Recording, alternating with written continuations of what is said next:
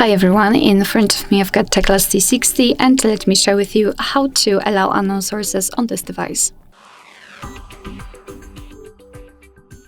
So let's start with opening the settings, and in this left section we have to scroll and find the apps. They should be on the third position.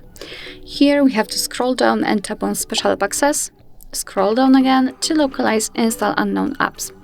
And here we've got the list of apps which are allowed or not allowed to install some content, and of course we can change it. Just tap on the specific app, in my case Chrome, and then tap on this switcher.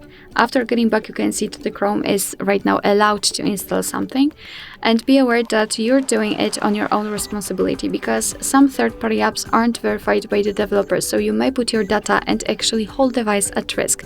So remember about that and choose the apps wisely. Of course, you can always remove previously granted permissions. Just tap on the app and tap on the switcher, and after getting back, you can see that the Chrome is not allowed to install anything.